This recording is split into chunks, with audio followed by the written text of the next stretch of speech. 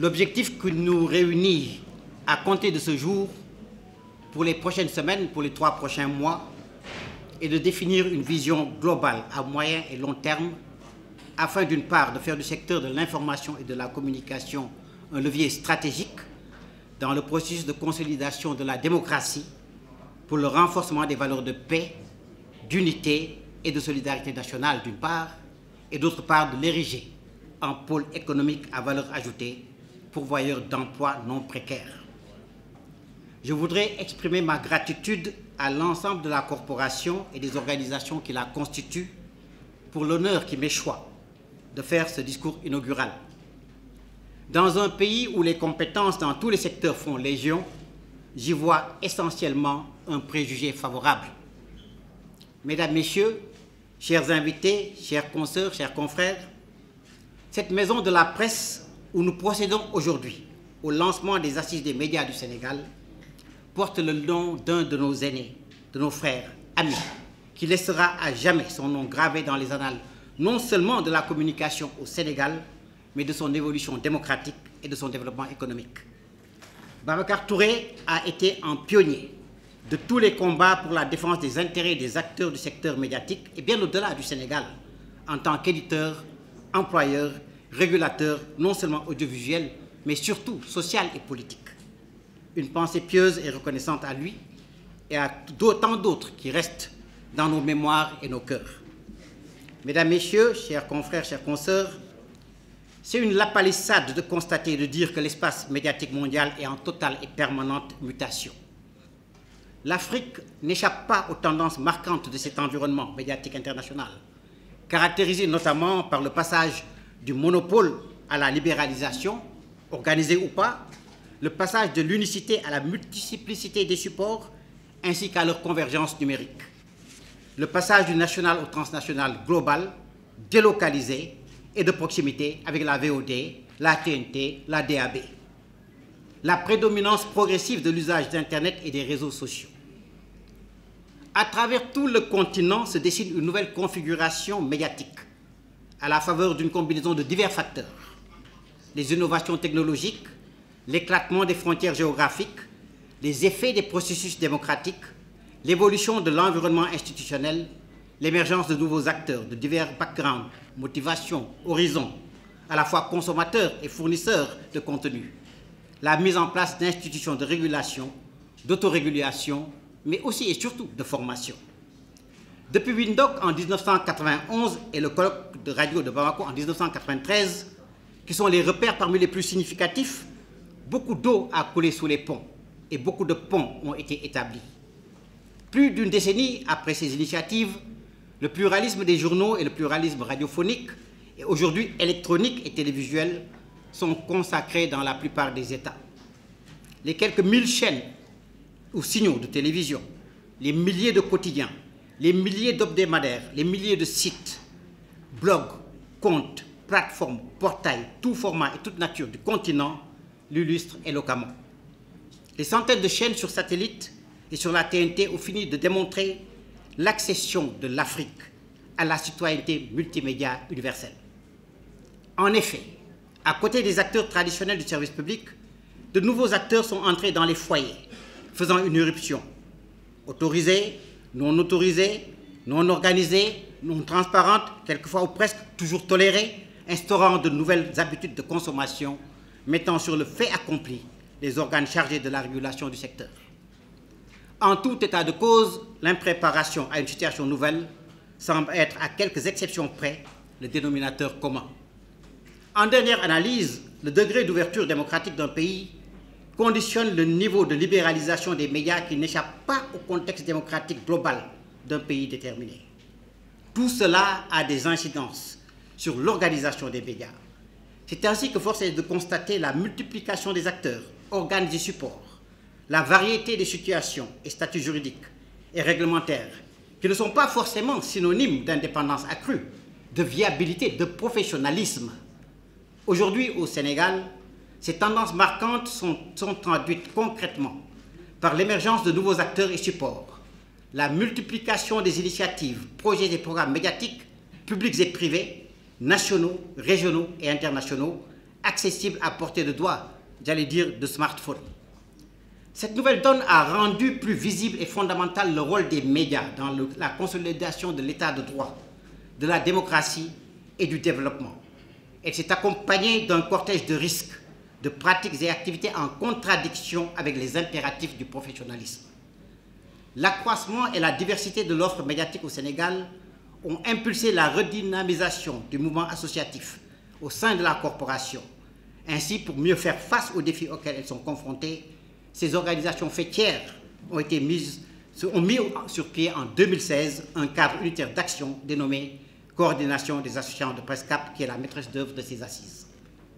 C'est dans ce contexte général qu'un certain nombre d'initiatives, de projets, programmes et institutions se sont développés au cours des dernières années pour faire face à de nouveaux défis et répondre à de nouvelles exigences professionnelles, économiques et démocratiques. Secteur d'accompagnement transversal par excellence pour tous les autres secteurs de la vie nationale, les médias sont une nourriture que chacun et tous nous consommons au quotidien et qui doit être au cœur de toutes les dynamiques sociales, politiques, économiques et culturelles. Pour ce faire, il s'agit à travers une approche méthodique de conduire les assises dans la perspective d'une meilleure organisation et d'un fonctionnement optimal, harmonieux et dynamique des médias à tous les niveaux, en s'adaptant aux exigences nées des mutations technologiques modernes, du pluralisme, de la liberté et de la responsabilité. 6 commissions que notre MC a bien voulu nommer permettront d'aborder toutes les questions inhérentes au secteur avec des objectifs stratégiques pour des résultats attendus, réalistes et pertinents. Mesdames, Messieurs, dans un monde où la communication est synonyme d'opportunité, de ressources, la constance ici est la récurrence des problèmes. On est loin de ce meilleur des mondes, The Brave New World de George Orwell. Et permettez-moi de citer entre autres la mutation des médias dits d'État en médias de service public qui, du fait de leur mission, rôle, attribution, mode de financement, doivent être perçus comme des ressources nationales, communes, à partager, comme de véritables institutions culturelles et sociales au service de l'intérêt général, à l'abri des soubresauts et contingences politiques, bref, des outils de service public au sens du droit administratif, et qui, à l'époque, m'avait fait dire, pour la RTS, le public, notre raison d'être, et je m'honore que jusqu'à présent, ce soit le cas. La disproportion entre les missions assignées et les moyens nécessaires qui pose la mise en place de systèmes cohérents de financement, par divers moyens à définir. Il convient de souligner les efforts ces dernières années, notamment pour la RTS, dont le financement a fondamentalement progressé. Pour l'APS, je le dis souvent à son directeur général, qui, faut-il le remarquer, est en pleine et remarquable évolution. La réduction de fait de la part de l'assiette publicitaire de chaque opérateur, vu le nombre croissant d'acteurs et le recours du secteur public et du secteur privé aux mêmes sources publicitaires. C'est le lieu ici et maintenant d'évoquer la question de l'élaboration et de l'adoption du Code de la publicité. Sa conception, à mon avis, requiert que toutes les parties prenantes soient consultées, impliquées, sans que la part belle ne soit attribuée d'avance à une quelconque d'entre elles. Les supports que nous sommes doivent être partie prenante intégrale du processus d'élaboration consensuelle du dit Code. Parmi l'exemple que donnait Babacar Diagne tout à l'heure, au niveau des textes, au niveau des différents protocoles, conventions, je pense doit servir d'école. Parmi la panoplie des problèmes, il convient d'ajouter également l'insuffisance d'une véritable production nationale, en qualité et en quantité, répondant à des besoins identifiés et basés sur des résultats de recherche et d'études d'auditoire, à partir de nos propres méthodes, de nos propres approches et réalités en sciences sociales. La faiblesse relative d'un réseau national significatif de producteurs bien accompagnés qui font partie intégrante du paysage face à la tendance à produire tout en interne sans outsourcing. La fragmentation des auditoires qui ont accès à d'autres réseaux, plateformes et contenus, le dévoiement des annonceurs vers d'autres supports nationaux, notamment internationaux, en concurrence directe sur notre territoire sans que la réciprocité soit vraie. Les difficultés de toutes sortes pour les entreprises privées et leurs corollaires, la précarité, hélas, des situations sociales, la jeune représentante des reporters l'a dit, et des personnels, de tous les personnels d'ailleurs du reste. L'insuffisance ou la limitation des investissements privés dans les médias, où il est question de survie plutôt que d'un hypothétique retour sur investissement.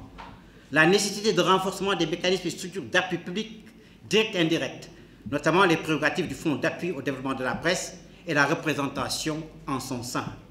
la persistance de résistance et frein à l'accès à l'information, et souvent des relations, certains l'ont dit, heurtées entre professionnels des médias et forces de sécurité et qui n'auraient pas lieu d'être. La concentration des médias également, avec une dérivation, il faut qu'on le dise, du monopole public vers le monopole privé. La question de l'indépendance des médias. Quels sont les médias véritablement indépendants? Et c'est une question de relativité. Après un tel constat, quelles réponses, quelles opportunités, quelles stratégies? Comme avec une pyramide, la base est essentielle pour une architecture institutionnelle, juridique, solide et transparente. C'est peut-être chez moi une déformation académique en tant que juriste. Voilà, avec le professeur Ablaye Sakho, mon confrère, avec qui nous avons aidé un peu à mettre en place le master professionnel sur la régulation il y a quelques années à l'Université Cheikh Anta Diop de Dakar. Mais je pense que le droit à l'information plurielle, à la liberté d'expression, sous ses diverses formes, est garanti par les différentes constitutions nationales, certaines déclarations et des principes internationaux à caractère universel. La quasi-totalité des chartes modernes des droits prévoit la protection du droit à la liberté d'expression qui est reconnu comme un des droits les plus importants. La liberté d'expression conditionne l'exercice de tous les autres droits, disait Robert Badinter dans un numéro spécial du Monde hors série de mars 2015. Dans certains cas, la liberté de la presse ou des médias n'est pas mentionnée explicitement, mais se trouve dans le cadre de la garantie générale de la liberté d'expression, alors que dans d'autres cas, la protection de la liberté des médias bénéficie d'une reconnaissance explicite, et il faut s'en honorer, c'est le cas du Sénégal, à l'article 8 de la Constitution, qui indique que la République du Sénégal garantit à tous les citoyens les libertés individuelles fondamentales, les droits économiques et sociaux, ainsi que les droits collectifs, et parmi ces libertés et droits sont notamment énumérés les libertés civiles et politiques, liberté d'opinion, liberté d'expression, liberté de la presse, les libertés culturelles, le droit à l'information plurielle. L'article 10 renchérit. Chacun a le droit d'exprimer et de diffuser librement ses opinions par la parole, la plume, l'image, la marche pacifique, pourvu que l'exercice de ces droits ne porte atteinte ni à l'honneur et à la considération d'autrui, ni à l'ordre public. Et de poursuivre à l'article 11 la création d'un organe de presse pour l'information politique, économique, culturelle, sportive, sociale, récréative ou scientifique est libre et n'est soumise à aucune autorisation préalable. Le régime de la presse est fixé par la loi. L'exercice de ces libertés, comportant des devoirs et des responsabilités, peut être soumis à certaines formalités, conditions, restrictions ou sanctions prévues par la loi, qui constituent des mesures nécessaires dans une société démocratique. À la sécurité nationale, par exemple, à l'intégrité territoriale, à la prévention du crime, à la protection de la santé ou de la morale, à la protection de la réputation ou des droits d'autrui, pour empêcher la divulgation d'informations confidentielles ou pour garantir l'autorité et l'impartialité du pouvoir judiciaire. Il existe donc des limites et des exceptions relevant de divers ordres et natures. Ce sont les exceptions qu'on appelle les exceptions spécifiques statutaires qui touchent au statut, le droit de réserve, etc. Les exceptions relatives à la nature des informations concernées, le secret défense, le secret médical, les exceptions générales, comme le secret professionnel, le secret des affaires et le secret défense, les limites personnelles imposées par soi-même. Ça peut être l'autorégulation ou quelquefois par la ligne éditoriale. Ce qui reste constant, ce sont quelques fondements, repères et référentiels. Le droit international n'accorde pas aux États la latitude de décider de quelle manière ils peuvent restreindre la liberté d'expression, car cela équivaudrait à priver de son sens la protection internationale dont ce droit fait l'objet. En effet, si chaque gouvernement pouvait imposer à sa convenance n'importe quelle limitation à la liberté d'expression, ce droit se trouverait totalement vidé de sa substance. Au contraire, le droit international prévoit un contrôle strict auquel toute restriction de la liberté d'expression doit être soumise, un contrôle qui est décrit à l'article 19.3 du pacte international relatif aux droits civils et politiques. La restriction doit être fixée par la loi. L'objectif de la dite restriction doit correspondre à l'un des motifs bien précis, et c'était au paragraphe A ou B du 19.3. La restriction doit être nécessaire à la protection de ce motif. Le principe 12 des principes de Johannesburg de 1995 constitue une autre ligne directrice. Un État ne peut pas systématiquement refuser l'accès à toute information concernant la sécurité nationale, mais doit préciser dans la loi les catégories précises et étroites d'informations qu'il est nécessaire de ne pas divulguer pour protéger un intérêt légitime de sécurité nationale. En outre, en vertu du principe 15, nul ne peut être condamné pour des raisons de sécurité nationale pour la divulgation d'informations si, 1. La divulgation ne porte pas atteinte ou n'est pas susceptible de porter atteinte à un intérêt de sécurité nationale, ou deuxièmement, si l'intérêt public de connaître cette information est plus important que les dommages liés à sa divulgation. Dans un tel contexte, les démêlés récentes et fréquentes d'organes et de journalistes ou collaborateurs des médias avec l'État et la justice auraient pu et peuvent être évités en usant de leviers sur lesquels je reviendrai. Quoi qu'on en pense, quoi qu'on en dise, l'emprisonnement de journalistes est encore et toujours mal perçu par une partie de l'opinion nationale et internationale. Quel que soit le crédit que l'on accorde ou pas à Reporters sans frontières, les publications de l'organisation sont consultées, analysées et prises en compte à divers niveaux et structures, y compris par les investisseurs. Pour séjourner dans des pays comme le Cameroun, comme le Gabon, comme le Kenya, comme la Côte d'Ivoire et d'autres, je pense que je sais de quoi je parle. C'est l'un des baromètres de la démocratie et c'est surtout aussi une question de perception.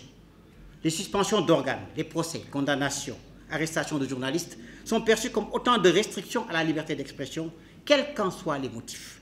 Au-delà de la perception et au nom des valeurs sociales, de nos croyances, de notre foi en partage, je voudrais demander avec déférence et humilité au chef de l'État, son Excellence le Président Macky Sall, d'user de sa magnanimité, de tout ce qui est en son pouvoir, en tant que clé de voûte des institutions, pour trouver une issue bienveillante à la situation que vivent les professionnels et collaborateurs des médias en détention ou sous condamnation judiciaire.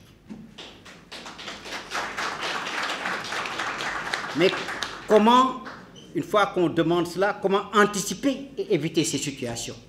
Comment mieux organiser notre espace médiatique? Il est important de veiller à établir des règles principielles et impersonnelles au nom de la démocratie, de la transparence, de la bonne gouvernance, du droit et du devoir d'informer. Des principes généraux doivent être renforcés. La réaffirmation comme principe constitutionnel de la liberté absolue de création d'un organe de presse, les principes de diversité culturelle et linguistique, de liberté de conscience et de respect des convictions religieuses, de non-discrimination et du respect en général des droits de la personne humaine, la pleine considération de la carte de presse. Mais 41 ans dans la profession, dont 31 ans de direction générale, au niveau national, public et privé, ne m'ont pas soustrait à cette formalité d'obtention de la carte de presse comme j'ai été soumis sous d'autres cieux et que j'exhibe avec fierté. Une autorité indépendante de régulation, adaptée aux exigences du présent et du futur, habilitée à délivrer au nom de l'État les autorisations d'exploitation aux opérateurs du secteur privé après avis technique de l'agence chargé de la régulation des télécommunications. Quelle composition, quel meilleur fonctionnement, quelles prérogatives, quels moyens en plus pour cette autorité? Divers scénarios sont possibles et seront examinés et proposés. L'apparition de nouveaux circuits de création, de production, de distribution et de diffusion, l'informatisation, la diversification des métiers, la convergence des technologies dans un paysage global de plus en plus ouvert et adossé à des technologies de plus en plus souples, accessibles et évolutives, changent fondamentalement la donne. La pratique des métiers change. La manière de faire n'est plus la même, avec des structures intégrées, quelquefois offshore, dotées de moyens cumulant à travers des départements spécialisés, l'audiovisuel, les télécommunications et l'informatique. Un renforcement des pouvoirs de coercition du CORED et des mécanismes d'anticipation, de saisine et de règlement des différends, comme structure de première instance, le tribunal des pairs, renforcé dans ses moyens, accompagné par des experts dans divers domaines et profils, peut aider à anticiper, à prévenir, à corriger, à orienter, à apaiser et professionnaliser davantage en veillant scrupuleusement aux règles éthiques et déontologiques. Je voudrais formuler quelques propositions en direction des différentes parties prenantes. En direction de l'État et des pouvoirs publics, aujourd'hui, la libéralisation doit répondre à des impératifs de développement, à des défis et demandes multiples d'ordre social, démocratique, éthique, déontologique, économique, conformément à l'esprit de toute constitution qui consacre les libertés publiques de la personne humaine, mais comme le fait le Sénégal, les droits économiques et sociaux et les droits collectifs. Tout pouvoir public, soucieux de veiller à l'effectivité de ces droits et conscient des multiples enjeux, du dynamisme et des effets structurants de la communication, doit marquer ainsi sa volonté de créer un cadre nouveau, propice à la coexistence et au développement harmonieux du secteur public et du secteur privé, avec des règles claires applicables à tous les opérateurs. Ces règles qui marquent le souci d'une rationalisation du paysage médiatique national se fonde sur des principes institutionnels et des objectifs fondamentaux, que sont la liberté comme principe directeur, l'accomplissement des formalités d'autorisation, de déclaration, des activités visées par la loi, l'institution donc de cette autorité indépendante de régulation à compétence élargie, l'élargissement des attributions du pouvoir de la structure d'autorégulation, la mise en place d'un cadre juridique efficace, transparent, garantissant la liberté de la communication et favorisant une concurrence loyale entre les divers opérateurs au bénéfice du public, la prévention des concentrations et abus de position dominante, l'égalité de traitement des opérateurs et des usagers et la non-discrimination, l'application de sanctions pour tout manquement aux dispositions légales et réglementaires, la nécessité d'une prise en charge accrue des problèmes culturels et des cibles fragiles et sensibles, l'enfance, les handicapés, les personnes âgées, la ferme volonté de stimuler l'émergence d'une production audiovisuelle nationale suffisante et de qualité, pouvant contribuer à l'essor des industries culturelles, l'émergence et le développement d'informations, de programmes de services, contribuant à l'éducation, à l'épanouissement culturel, scientifique, moral, social, économique du public, la fourniture d'un service et d'une offre médiatique de qualité à tout le public sur l'ensemble du territoire national, y compris dans les langues principales, la création d'emplois et de nouveaux métiers directement ou indirectement liés au secteur, un statut valorisant pour toutes les catégories de personnel, tenant en compte les exigences et contraintes d'un secteur H24, 365 ou 366 jours l'an, comme dirait Beaumarchais. Je pense en particulier à tous ces jeunes qui ont la passion des médias, Madame Anne l'a dit, qui ont choisi ce métier, ô combien exaltant, mais avec ses risques. Je pense à la multitude d'opportunités qu'offre le secteur dans toutes ses ramifications, dans tous ses démembrements, et qui peut absorber beaucoup de demandeurs d'emploi avec l'assistance de l'État sous la forme de contrats plans et divers autres mécanismes. En direction des opérateurs, nous, opérateurs des médias, devons respecter le principe de l'égalité de traitement du public, de pluralisme et de non-discrimination. Nous devons publier les tarifs relatifs à la publicité et veiller à leur application sincère et effective, élaborer et faire appliquer les règles déontologiques internes, inspirer des us et des professions tant journalistiques qu'artistiques et autres liées à l'activité principale de l'entreprise, des principes et lois régissant les organes de communication et les professions de journalistes, techniciens assimilés, ainsi que toute charte élaborée par les structures professionnelles chargées de l'éthique et de la déontologie. Nous devons veiller à la vérification de l'information, à son honnêteté, au respect des droits de la personne, en particulier de la vie privée, de l'honneur et des intérêts des cibles dites sensibles. À défaut de nommer un médiateur, la structure d'autorégulation pourrait être dotée de moyens nécessaires et servir d'interface entre les diverses structures et le public. La réflexion devra également porter sur les dispositions anti-concentration, de manière à limiter la concentration des pouvoirs économiques sur une même catégorie de services ou sur l'ensemble du système médiatique. Quelques règles ne devraient-elles pas être applicables? Le nombre d'autorisations, de licences par type d'exploitation pour tout opérateur, personne physique ou morale, la prise de participation financière pour une même personne physique ou morale de plus de 50% dans plus de 2 sociétés ou entreprises titulaires d'autorisations différentes, la détention par des étrangers de plus de 50% des actions d'une société ou d'une entreprise titulaire d'une licence. S'agissant du financement, le service public doit être financé principalement sur les fonds publics et sur une redevance audiovisuelle avec diverses formules possibles, cumulatives du reste. Le niveau de financement public doit couvrir les charges relatives au mandat des entités du secteur public.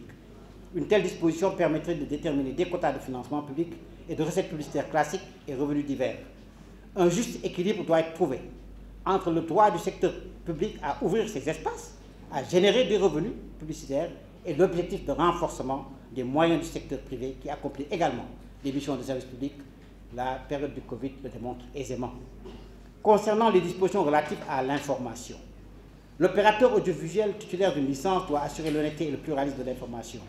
Les émissions d'information sous toutes leurs formes, journaux, reportages, magazines, talk-shows, doivent respecter les principes d'expression pluraliste et d'équilibre entre les différents courants d'opinion et diverses familles et croyances de pensée. Également, il y a ce phénomène un peu des chroniqueurs, etc. Et un ami français, je me l'appelle, ce sont les toutologues, les gens qui savent tout sur tout, etc. Ça également, c'est à revoir. Dans le contexte actuel de plus de 300 partis, il est a priori difficile de trouver la formule magique permettant une présence plurielle et rotative des partis politiques. Mais des approches thématiques peuvent être formulées de manière régulière, expérimentées, notamment au niveau du service public, et les rencontres et événements statutaires majeurs doivent bénéficier de couverture. Les opérateurs audiovisuels publics et privés, assurant une diffusion publique et non cryptée de leurs programmes, doivent s'abstenir de diffuser des émissions dont le contenu et la nature portent atteinte aux us, coutumes, traditions, bonnes mœurs, notamment à la culture des enfants, adolescents et personnes âgées, ainsi que les émissions qui incitent à la violence et à la discrimination sont à proscrire. Les opérateurs du service public sont tenus d'assurer un service minimum de l'information les jours de grève au nom du principe de la continuité du service. Les opérateurs audiovisuels publics et privés doivent satisfaire les obligations prévues au cahier des charges en matière d'information générale. L'obligation d'informer le public s'exerce dans le respect des droits des personnes privées, notamment le respect de la vie privée et le droit à l'image. Les médias ont le droit d'égal accès à l'information, indépendamment de leur support et leur nature juridique, au nom de la liberté d'information et de rendre compte des manifestations publiques autres que sportives, nécessitant l'acquisition des droits. D'ailleurs, cette question des événements sportifs mérite également discussion afin d'éviter des conflits éventuels, de trouver un modus operandi pour les événements majeurs, fort prisés par le public. La liberté de l'information est également soumise à des restrictions en matière de secret de l'instruction, en matière pénale, de sécurité, de défense nationale, de prévention du crime, de protection de la santé ou de la morale. Pour le financement de la production, les divers fonds d'aide doivent évoluer à la hauteur de nos ambitions et stratégies médiatiques. Ils doivent être financés par l'État, certes, mais aussi par des contributions, dons, legs volontaires de personnes physiques et morales, publiques et privées, déductibles des impôts pour un pourcentage à fixer selon les règles requises. Et là, nous n'inventons rien, ce sont des pratiques qui existent. À hauteur, imaginez, à hauteur de 1% du budget national, il couvrirait tant le financement des structures publiques que les activités et projets énumérés, changeant progressivement et fondamentalement la donne médiatique. Il pourrait même englober ce que j'appelle le projet de politique audiovisuelle extérieure qui sera proposé en détail lors des sessions ultérieures. Une telle décision permettrait de faire renaître des titres qui n'auraient jamais dû disparaître, à d'autres de qualité incontestable de se positionner au niveau panafricain et international. Je pense à Nouvel Horizon, au Cafard Libéré, aux publications sportives dont le Sénégal est un champion, Monsieur le Président Kane, et même ailleurs, au nombre de titres quotidiens. C'est un record, à des magazines spécialisés comme Réussir, etc., etc., mais aussi à l'initiateur de la revue des titres au quotidien, que tous reprennent. J'ai cité Mamadou Ly, qui dès l'aube nous alimente tous. Ce faisant, les dividendes sont multiples. La capacité de dépasser un certain amateurisme pour aller vers une véritable stratégie de performance économique dans une logique et une stratégie d'émergence des industries culturelles. L'entrée dans la modernité par la maîtrise et l'exploitation des technologies émergentes et une claire perception du phénomène de la convergence et de son train d'opportunité. La formation professionnelle, le renforcement des capacités dans un secteur à fort potentiel de création d'emplois. La mise en place de réseaux de coopération à différentes échelles, locales, nationales, sous-régionales, internationales. Mesdames, Messieurs, quid de l'incontournable question des réseaux sociaux? La notion de réseau social, social network, a fait sa première apparition dans un article de l'anthropologue britannique John Paynes en 1954, avant de se répandre largement dans les sciences sociales en tant qu'un ensemble de relations entre des entités sociales, des individus, des groupes, grâce à des équipements interconnectés qui servent à acheminer un flux d'informations autour des mêmes centres d'intérêt.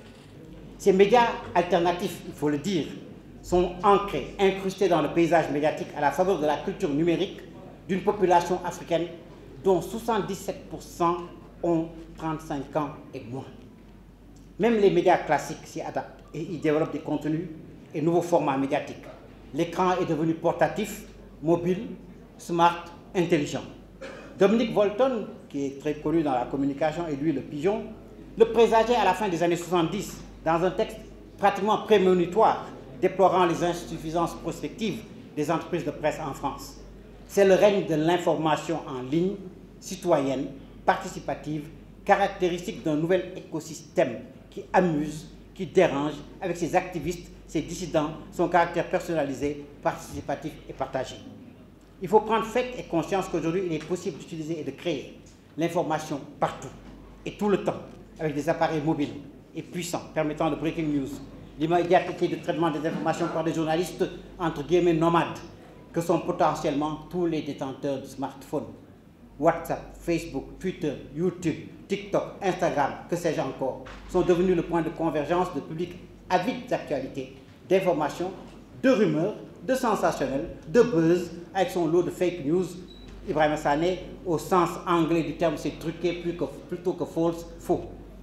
Comme pour les maladies silencieuses, il faut apprendre à vivre avec la censure, les interdictions qui du reste sont contournables, n'y feront pas grand-chose. Je voudrais à ce stade envisager quelques pistes de positionnement du Sénégal dans quelques domaines clés où concentrer nos réflexions et énergies. À l'instar d'autres pays du continent, le Sénégal gagnerait à se positionner sur le terrain des mesures et analyses d'audience, pas seulement au Sénégal, mais au niveau continental. En tout cas, au moins...